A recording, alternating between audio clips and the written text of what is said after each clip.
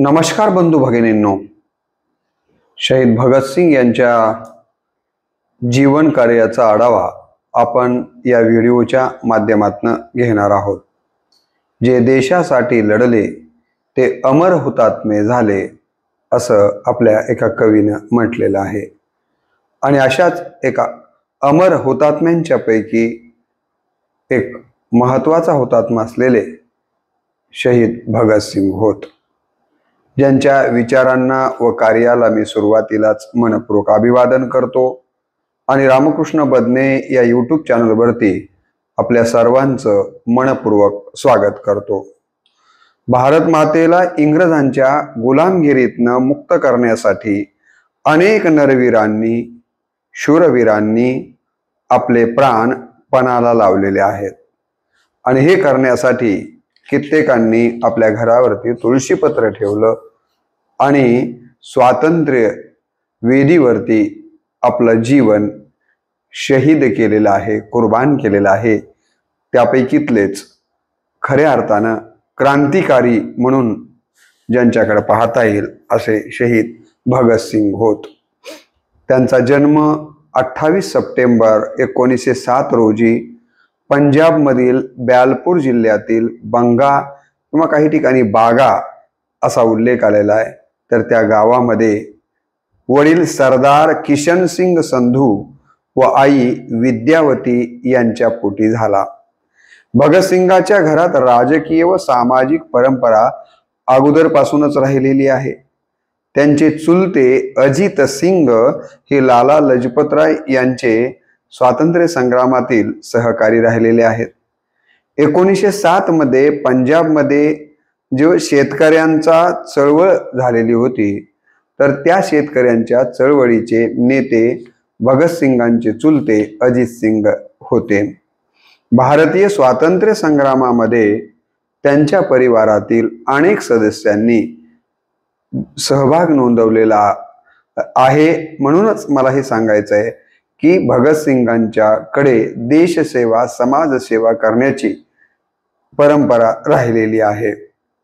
भगतसिंगांनी पुढे लाहोरच्या ॲग्लो वैदिक स्कूलमधून मॅट्रिकची परीक्षा उत्तीर्ण केलेली आहे। पुढे त्यांनी नॅशनल कॉलेजमध्ये पुढचं शिक्षण घेण्यासाठी प्रवेश घेतलेला आहे आणि इथं नॅशनल कॉलेजमध्ये शिकत असतानाच त्यांची भेट ही सुखदेव आणि यशपाल यांच्याशी झालेली आहे। म्हणजे नवीन हे दोन मित्र त्यांना या नॅशनल कॉलेजमध्ये किंवा महाविद्यालयामध्ये शिकत असताना भेटलेले आहेत। महाविद्यालयात असल्यापासूनच एक स्वाभिमानी हुशार विद्यार्थी म्हणून त्यांचा नावलौकिक राहिलेला आहे। जालियनवाला बाग हत्याकांड जेव्हा घडलं अमृतसरमध्ये, तेव्हा भगतसिंग हे अवघ्या 12 वर्षाचे होते आणि या जालियनवाला बाग हत्याकांडाच्या माध्यमातून इंग्रजांनी जो भारतीयांची निर्गुण खून केले, या घटनेचा भगतसिंगांच्या म्हणजे बालमनावरती खूप मोठा आघात झालेला आहे। आणि मग त्यांनी ठरवलं की नाही, अशा या जुलमी इंग्रजांच्या सत्तेपासून आपण आपल्या देशवासियांना मुक्त केलं पाहिजे। त्यासाठी मग ते आपल्या समविचारी युवकांना एकत्र करायला लागलेले आहेत, गोळा करायला लागलेले आहेत आणि त्यांना सांगायला लागलेले आहेत की देशाची आता आपल्याला सेवा करायची आहे आणि ही देशाची जर सेवा करायची असेल तर आपल्याला मोह टाळावा लागणार आहे। आपल्या घरावरती तुळशीपत्र ठेवूनच या कामासाठी घराच्या बाहेर पडावं लागणार आहे। त्याशिवाय आपल्याला खऱ्या अर्थानं आपल्या देशाला इंग्रजांच्या या गुलामीतनं मुक्त करता येणार नाही आहे। त्यांच्या व्यक्तिमत्वाचा परिणाम आपोआपच त्यांच्या सहकाऱ्यांच्या वरती पडत राहायचा। तसं पाहिलं तर 5 फूट 11 इंच अशा प्रकारची उंची त्यांना लाभलेली होती। त्यांचं पिळदार अशा प्रकारचं शरीर होतं, आकर्षक व्यक्तिमत्व आणि सतत त्यांच्याकडं ओसंडून वाहत असणारा उत्साह, यामुळे त्यांच्या सहवासात आलेली प्रत्येक व्यक्ती ही त्यांच्या विचाराने प्रभावितच व्हायची आणि असंच त्यांच्या बाबतीमध्ये नेहमी घडत आलेलं आहे। भगतसिंगास वाचनाची खूप आवड होती. अनेक पाश्चात्य व भारतीय साहित्यिक आणि विचारवंतांची पुस्तकं ते मन लावून वाचत आलेले आहेत. मॅजिनीचं चरित्र असेल, गॅरिबाल्डीचं चरित्र असेल, त्यांनी वाचलेलं आहे. मॅक्झिम गॉर्कीची जी मदर नावाची कादंबरी त्या कालावधीमध्ये अत्यंत प्रसिद्ध होती ती त्यांनी वाचलेली आहे. रशियन व फ्रेंच राज्यक्रांतीवरचे अनेक पुस्तकं त्यांनी वाचलेले आहेत. अशा प्रकारचं विविधांगी वाचन त्यांनी केल्यामुळं त्यांच्या विचारांच्या कक्षा कमी वयामध्येच विस्तारलेल्या आपल्याला दिसतात. बर्ट्रांड रसेल असेल, J.S. मिल, बर्नार्ड शॉ, दोस्तोव्स्की, रुसो, त्याचबरोबर भारतीय याच्यातले रवींद्रनाथ टागोर, अशा अनेकांच्या ग्रंथसंपदा त्यांनी वाचलेल्या आहेत. अरिस्टॉटल, सॉक्रेटिस, ऑक्सर वाइल्डचं साहित्य, अशा अत्यंत प्रसिद्ध असलेल्या विचारवंतांची आणि साहित्यिकांची अत्यंत लोकप्रिय ग्रंथ त्यांनी वाचून काढलेले आहेत. म्हणजे वाचन हे प्रचंड स्वरूपामध्ये भगतसिंग हे करत आलेले आहेत. असं सांगितलं जातं की त्यांच्या वडिलांना त्यांचा लग्न करायचं होतं आणि त्यांच्या साखरपुड्याचा कार्यक्रम आयोजित करण्यात आलेला होता. तर या साखरपुड्याच्या कार्यक्रमातनच जे भगतसिंग आपलं घर सोडून गेले ते पुन्हा विवाहाचा विषय त्यांच्या आयुष्यामध्ये आलेला नाहीये. आणि या साखरपुड्याच्या कार्यक्रमाच्या दिवशीच ते घर सोडून निघून जातात आणि पुढे वडिलांना त्यांनी पत्र लिहिलेलं आहे आणि या पत्राच्या द्वारे वडिलांना कळवलेलं होतं की आजोबांनी मला देश सेवा करण्यासाठीचा मंत्र दिलेला असल्यामुळं मला माझं वैयक्तिक विवाह किंवा लग्न करून आणखीन काही गुलामांना जन्म देण्यापेक्षा या देशातला इंग्रजांच्या गुलामीतनं कसं स्वातंत्र्य मिळवून देता येईल हे ध्येय माझ्यासाठी महत्वाचं आहे. अशा प्रकारचे विचार त्यांनी पत्राच्या माध्यमातून वडिलांच्याकडे व्यक्त केलेले आहेत. पंजाब प्रांतातील अमृतसर येथे 13 एप्रिल 1919 रोजी बैसाखी सणाच्या निमित्ताने जमलेल्या हजारो लोकांवर जनरल डायरने गोळ्यांचा वर्षाव केला आणि त्यांना जनरल ओडवायरनं असं करण्याचा हुकूम दिलेला होता. ही घटना जेव्हा भगतसिंगांना कळाली तर या घटनेचा देखील त्यांच्या बालमनावरती खूप मोठा आघात झालेला आहे.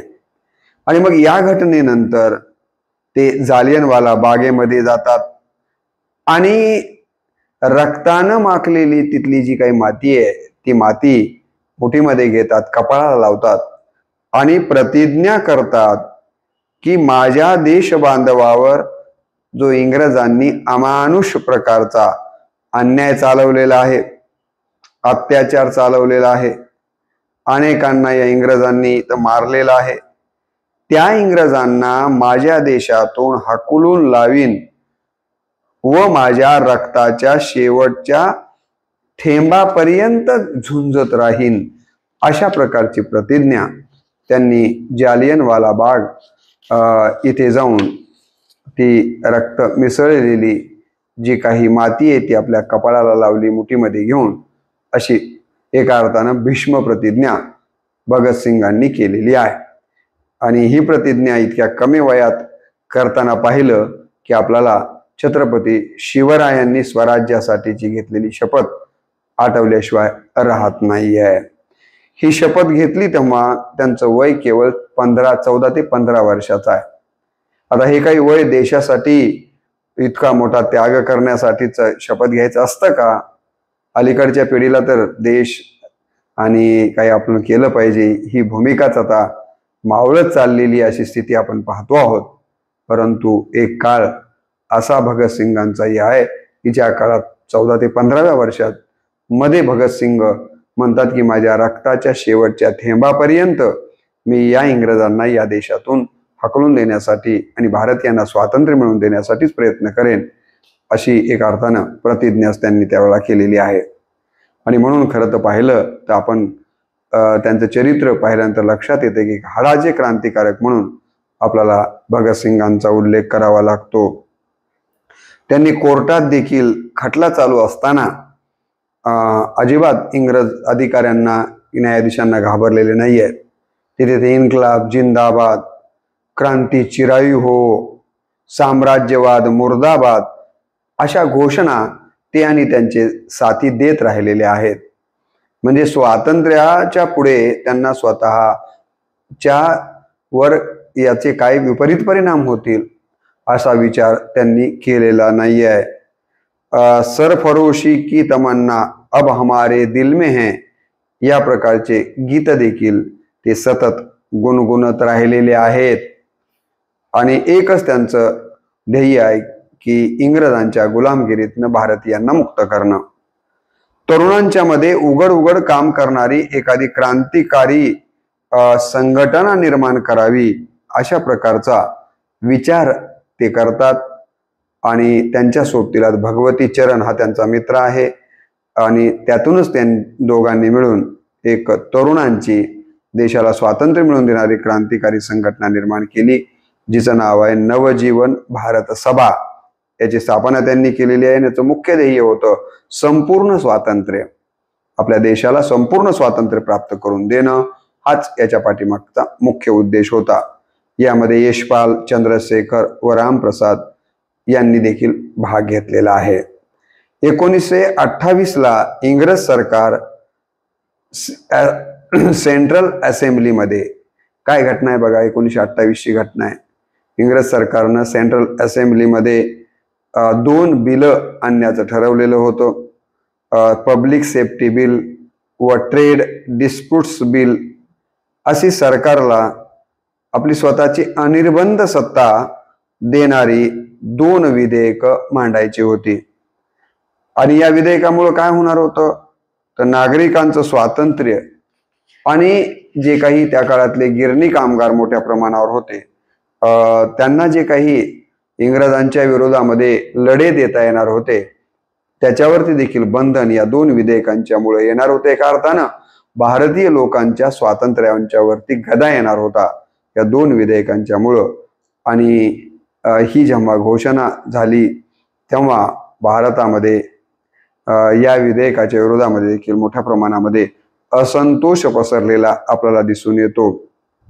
आणि म्हणून काँग्रेसनं त्या काळातल्या या गोष्टीला मोठ्या प्रमाणावरती विरोध केलेला आहे. परंतु तत्कालीन व्हाईसरायने या विरोधाला भीक न घालता या बिलाचे विधेयकामध्ये रूपांतर करण्याची प्रक्रिया सुरूच ठेवलेली आहे.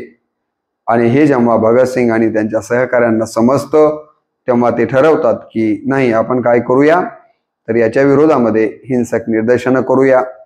एवढंच नाही तर ज्या सेंट्रल असेंब्लीमध्ये हे विधेयक मांडलं जाणार आहे त्याच सेंट्रल असेंब्लीमध्ये आपण बॉम्ब वर्षाव करूया. आणि हे बॉम्ब अशा ठिकाणी आपण फोडूया की ज्या ठिकाणी मनुष्य नसतील, माणसं नसतील. म्हणजे मनुष्य किंवा जीवितहानी न करता केवळ एक धाक की आम्ही या गोष्टीला विरोध करतोय हा संदेश इंग्रजांपर्यंत देण्यासाठी 2 बॉम्ब उडवण्याचा विचार या सगळ्या मित्रमंडळींच्या बैठकीमध्ये झालेला आहे. आणि या सेंट्रल असेंब्लीमध्ये जे 2 बॉम्ब उडवायचे ते कुणी, तर त्याची जबाबदारी दोघांच्या वरती देण्यात आलेली आहे. एक आहेत भगतसिंग आणि दुसरे आहेत बटुकेश्वर दत्त. यांच्यावरती ही जबाबदारी सोपवण्यात आलेली आहे. त्यांनी ही जबाबदारी स्वीकारलेली आहे. आणि असेंब्लीमध्ये या ठिकाणी तिथले जे काही कपडे आहेत ते घालून हे दोघेही असेंब्लीमध्ये जातात. आणि 8 एप्रिल 1929 ला हा दिवस आहे. असेंब्लीचे अध्यक्ष त्या काळचे विठ्ठलभाई पटेल आहेत. ते उठून आता या विधेयकाच्या संबंधानं म्हणा प्रस्ताव मांडणारच आहेत म्हणा. एवढ्यामध्ये असेंब्लीमध्ये बॉम्बचा धमाक असा आवाज येतो. सगळे घाबरतात. नंतर बटुकेश्वर दत्त दुसऱ्या बॉम्ब टाकतात, पहिला भगतसिंगांनी टाकलेला आहे. आणि या ठिकाणी अशा प्रकारचा एक गोंधळ निर्माण करण्याचं काम ते करतात. आणि लाल रंगामध्ये छापलेली पत्रकं देखील तिथं फेकलेली आहेत.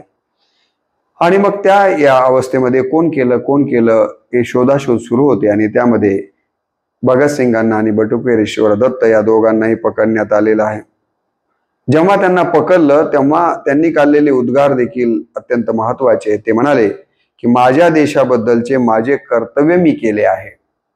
भले आता याची काय शिक्षा भोगायची आहे ते भोगायला आम्ही तयार आहोत आणि शिक्षा होणार आहे याची जाणीव आम्हाला आहे, परंतु या गोष्टीचा आनंद आहे की माझ्या देशाबद्दलचं माझं कर्तव्य मी केलेलं आहे. अशा प्रकारचे उद्गार या दोघांनी त्यावेळेला काढलेले आहेत.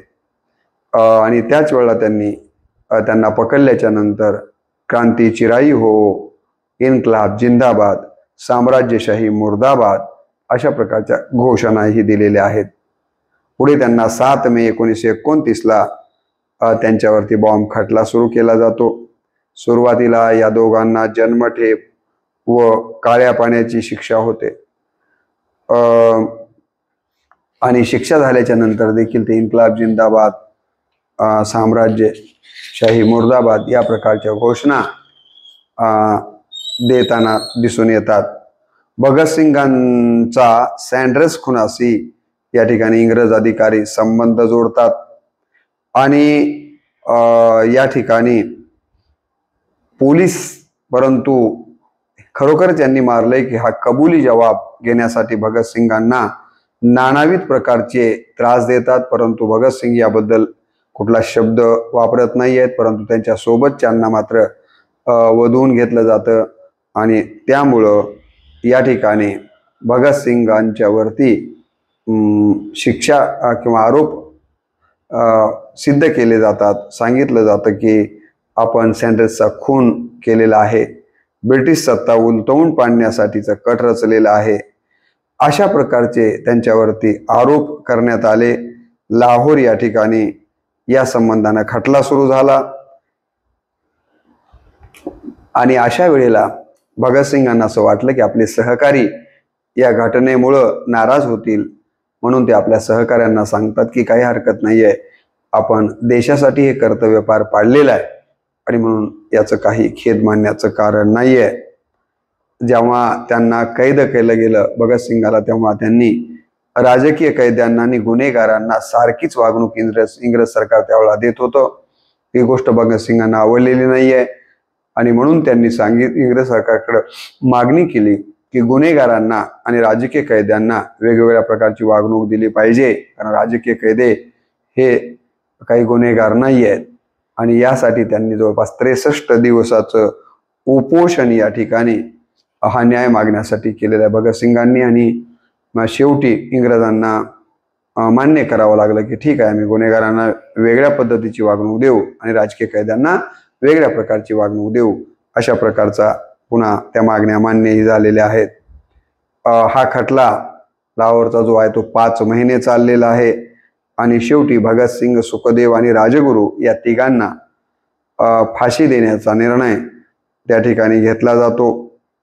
बाकीच्यापैकी 7 आरोपींना टेप दिली जाते, काळे पाणी, आणि उरलेल्या आरोपींना दीर्घ मुदतीचा सश्रम कारावासाची शिक्षा ठोठावण्यात आलेली आहे. आणि फासाची शिक्षा मात्र भगतसिंग, सुखदेव आणि राजगुरू या तिघांना ठोठावण्यात आलेली आहे. आणि शेवटी 23 मार्च 1931 हा काळा दिवस उजाडतो आणि भारत मातेचे लाल, ज्यांनी सर्वस्व देशासाठी अर्पिलं असे भगतसिंग, सुखदेव व राजगुरू यांना फासावर चढवण्यात येतं.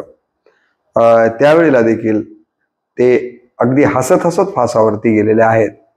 त्यांच्या चेहऱ्यावरचा उत्साह ओसांडून वाहत होता आणि त्यांचं फासावर जात असतानाचा देखील ते चेहऱ्यावरचं हास्य, उत्साह पाहून इंग्रज सरकार आणि फाशी देणारे देखील परेशान झालेले होते की हा उत्साह या व्यक्तीच्या चेहऱ्यावरती आलाय तरी कुठून. आणि अशा पद्धतीनं त्यावेळेला फासावर चढताना देखील इन्कलाब जिंदाबाद, क्रांती अमर रहे या प्रकारच्या घोषणा त्यांनी दिलेल्या आहेत आणि त्यानंतर ते फासावर गेलेले आहेत. जेव्हा त्यांना शिक्षा ठोठावण्यात आली होती तेव्हा ते म्हणाले होते की स्वातंत्र्य हा सर्वांचा कधीही नष्ट न होणारा जन्मसिद्ध हक्क आहे. ही गोष्ट कोर्टानं लक्षात घेतली पाहिजे. काय म्हणाले होते ते? भगतसिंग म्हणाले होते कोर्टाला की स्वातंत्र्य हा सर्वांचा कधीही नष्ट न होणारा जन्मसिद्ध हक्क आहे.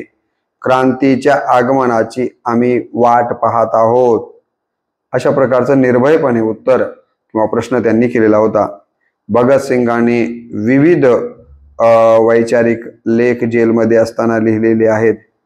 त्यांचे लिहिलेले लेख असतील डायरी हे जर आपण एकत्र केली तर 400-450 पेजेसचा एक सुंदर ग्रंथ निर्माण होऊ शकतो.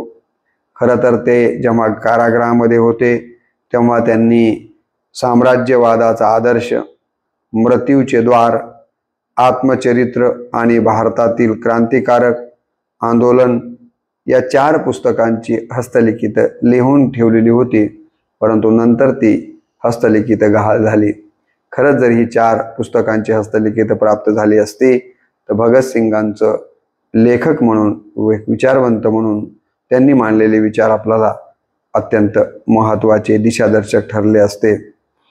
असं असलं तरीही त्यांचा जे काही मी नास्तिक आहे हे जे लेखन त्यांनी केलेलं आहे हे वाचल्याच्या नंतर देखील आपल्याला त्यांच्या वैचारिकतेची प्रगल्भता लक्षात आल्याशिवाय राहत नाहीये. असं सांगितलं जातं की भगतसिंग रायगडावरही आले होते. रायगडावर छत्रपती शिवरायांचं दर्शन त्यांनी घेतलं. तिथली माती आपल्या कपाळाला लावून या ठिकाणी लढण्याची प्रेरणा त्यांनी घेतलेली होती असंही त्यांच्या चरित्रामध्ये वाचायला मिळतं.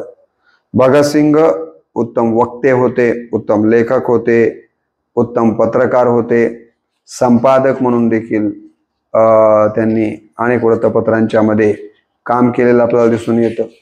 आणि म्हणून असं विविधांगी अष्टपैलू व्यक्तिमत्व भगतसिंग होते. त्यांच्या विचारांचा जर आपण पाहिलं तर आर्य समाजाच्या संस्कारामध्ये वाढलेले, रोज गायत्री मंत्र म्हणणारे असे आस्तिक असलेले भगतसिंग पुढे चालून मात्र नास्तिक झालेले आपल्याला पाहायला मिळतात.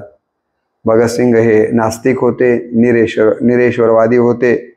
समाज रचनेत व देशाच्या रचनेत त्यांचं म्हणणं असं होतं. त्यांच्या विचारांच्या बाबतीमध्ये जर आपण पाहिलं तर त्यांचे काय विचार होते ते म्हणतात की समाज रचनेत व देशाच्या रचनेमध्ये धर्म, जात हे आड येता कामा नये. आज वर्तमानामध्ये आपण पाहतो आहोत, लोकशाही आपल्या देशामध्ये येऊन कित्येक वर्ष झालेली आहेत. आज आपण या वर्षामध्ये संविधानाचा अमृत महोत्सव साजरा करतो आहोत. तरी परंतु आजही आपल्या देशाच्या मध्ये आपण जर बघितलं रचनेमध्ये धर्म आणि जातीचा मोठ्या प्रमाणावरती बोलबाला आपल्याला पाहायला मिळतोय, ज्याचा विरोध भगतसिंगांनी केलेला आहे. त्यांचं म्हणणं असं होतं की विवेकाला जे पटतं तेच आपण स्वीकारलं पाहिजे. कुणीतरी माणसाने सांगितलं हे असं आहे म्हणून ते तसंच तसं आपण स्वीकारायचं नाहीये. आपल्या मनाला सद्विबुद्धीला पटेल ते आपण स्वीकारलं पाहिजे. भगतसिंगांना पाप पुण्याची, स्वर्ग नरकाची, जन्म पुनर्जन्माची, मृत्यूनंतरच्या जे काही जागा मिळणार आहे त्याबद्दलची चर्चा केली जाते. या सगळ्या गोष्टी त्यांना मान्य नव्हत्या. तर या सगळ्या गोष्टींचा त्यांनी विरोध केलेला आहे. खरं तर त्यांनी केलेलं बलिदान हे भावनेच्या आहारी जाऊन केलेलं बलिदान नव्हतं, ही गोष्ट आपण लक्षात घेतली पाहिजे.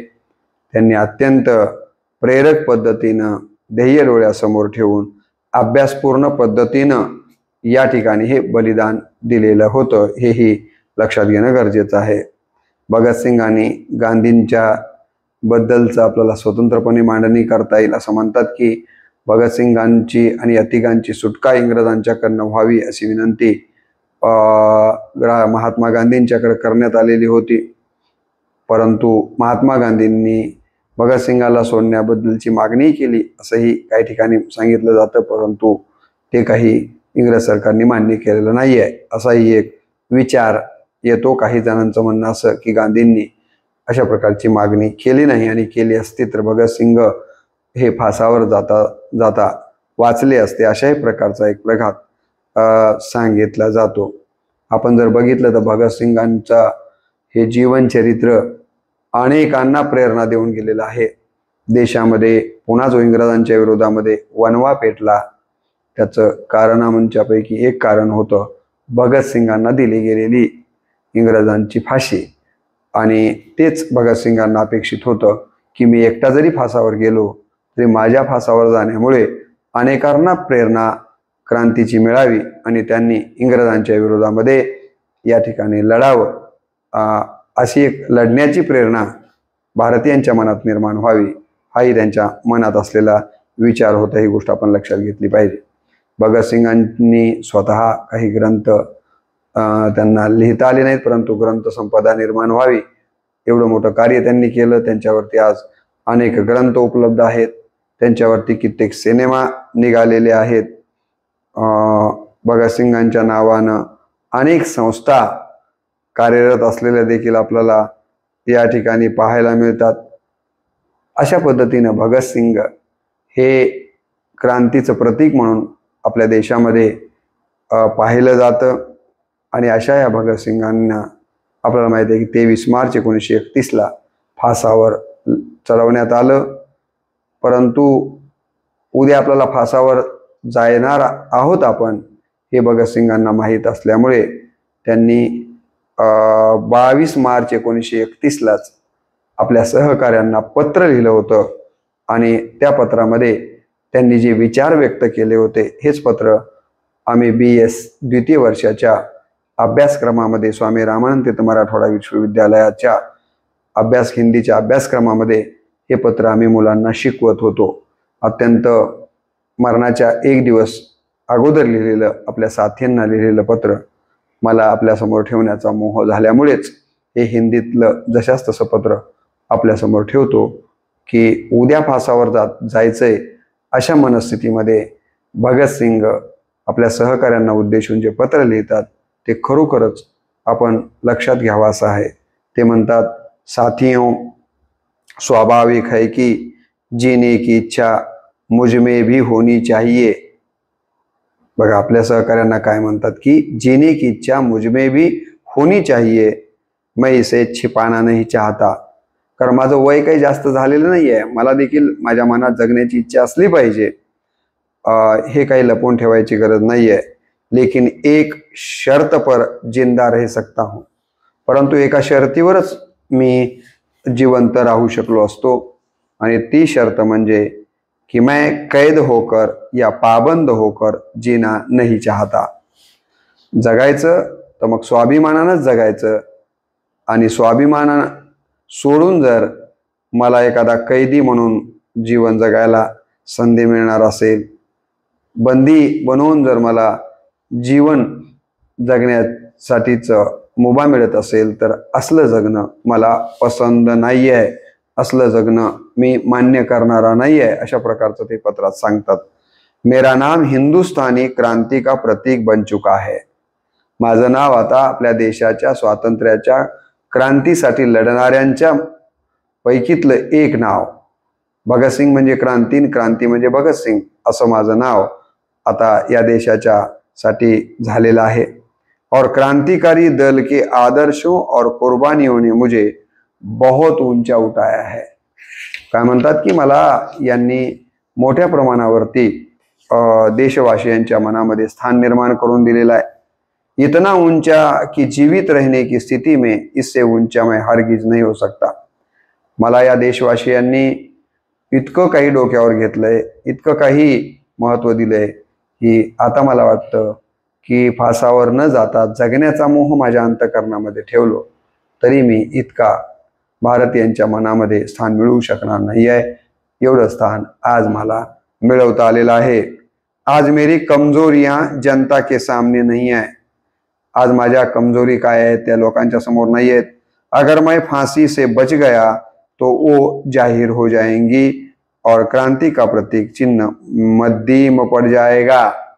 मी जर फाशीच्या भेनं जगण्याचा मोह बाळगला तर जे काही क्रांतीसाठीची ऊर्जा माझ्या फाशीमुळे लोकांच्या मनात निर्माण होणार आहे, ती ऊर्जा कुठेतरी धीमी पडेल असं मला वाटतं. या संभवता मीट ही जाएगी. लेकिन दिले रहना ढंग से हंसते हंसते मेरे फांसी चढ़ने की सूरत में हिंदुस्तानी माताएं अपने बच्चों के भगत सिंग बनने की आरजू किया करेगी। आणि मी जर हसत हसत फासावर गेलो तर याचा एक असा चांगला परिणाम होईल की या देशातल्या हजारो महिला आपल्या मुलांना देखील देशासाठी हसत हसत फासावर जाण्यासाठी तैयार होतील, ठीक है ना, आरजू करेंगी और देश की आज़ादी के लिए कुर्बानी देने वालों की तादाद इतनी बढ़ जाएगी कि क्रांति को रोकना साम्राज्यवाद या तमाम शैतानी शक्तियों की बूते की बात नहीं रहेगी। आणि मी जर फासावर गेलो तर या देशातले अनेक युवक या इंग्रजांना हकलून देण्यासाठी लढाया लढतील आणि त्याच्यातून फासावर जाणाऱ्यांची संख्या वाढेल, म्हणजेच इंग्रजांच्या विरोधामध्ये लढणाऱ्यांची संख्या वाढेल आणि हेच मला अपेक्षित आहे।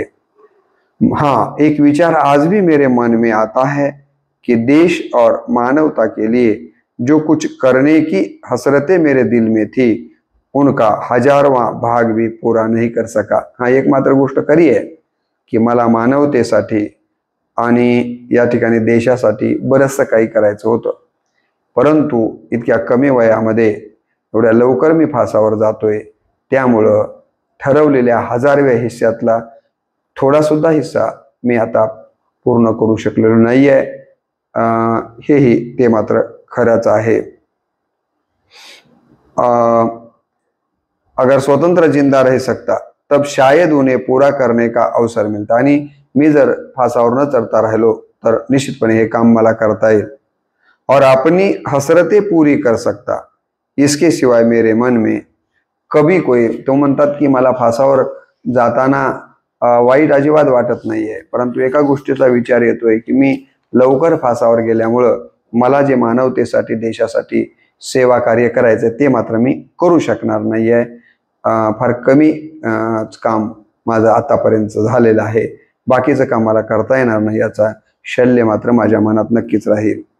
बाकी मग दुसरी कोणतीच लालसा मला जगण्याची या ठिकाणी किंवा फाशीपासून वाचण्याची नाही आहे। मुझसे अधिक भाग्यशाली कौन होगा, खरं तर माझ्यापेक्षा भाग्यवान या जगाच्या पाठीवर दुसरं कोण असेल सांगा। आजकल मुझे स्वयं पर बहुत गर्व है, आज माझ्यावरच मला गर्व येतोय कि मी या देशासाठी फासावर जाणार आहे। अब तो बड़ी बेताबी से अंतिम परीक्षा का इंतजार है, कामना है कि यह और नजदीक हो जाए। आणि आपका साथी भगत सिंग ते म्हणतात की आता तर माझ्या मनामध्ये एवढी उत्कंठा वाढलेली आहे की केव्हा एकदा उद्याचा दिवस उजाडतो आणि केव्हा एकदा या देशाच्या स्वातंत्र्यासाठी मी फासावरती जातो, अशी उत्कंठा माझ्या मनात लागलेली आहे। तेव्हा साथींनो, मी कोण्या मनस्थितीमध्ये मी काय विचार करतोय या गोष्टीला आपण लक्षात घ्या। अशा प्रकारचं अत्यंत सुंदर आशयपूर्ण पत्र भगतसिंगांनी फासावर जाण्याच्या अगोदरच्या रात्री लिहिलेलं आहे। यावरून भगतसिंग देश स्वातंत्र्यापेक्षा कुठल्याच गोष्टीला महत्त्व देत नव्हते हे अधोरेखित झाल्याशिवाय राहत नाहीये। तर अशा या भगतसिंग, सुखदेव, राजगुरूंसारख्या नवतरुणांनी या देशासाठी लग्न बाजूला ठेवलं, घरदार आई वडिलांचा मोह बाजूला ठेवला, नवे जगण्याची लालसा देशाच्या स्वातंत्र्यावर कुर्बान केली। अशा या क्रांतिकारकांचा आदर्श आपण त्यांच्या जन्मोत्सवाच्या निमित्तानं, त्यांच्या स्मृतिदिनाच्या निमित्तानं ठेवला पाहिजे। त्यांच्या चरित्राचं आपण सतत स्मरण केलं पाहिजे, जेणेकरून आपल्या मनामध्ये देशसेवेबद्दलचं प्रेम तेवत राहील। ते तेवत राहण्यासाठी भगतसिंगांनी तुम्हाला आणि मला बळ द्यावं आणि आपणही भगतसिंगांच्या चरित्राचं सतत स्मरण करत राहावं, एवढीच या व्हिडिओच्या निमित्तानं नम्र अपेक्षा व्यक्त करून या ठिकाणी पुनश्च एकदा भगतसिंगांच्या चरणी नतमस्तक होऊन मी या व्हिडिओला इथेच पूर्णविराम देतो। नमस्कार। इन्कलाब जिंदाबाद।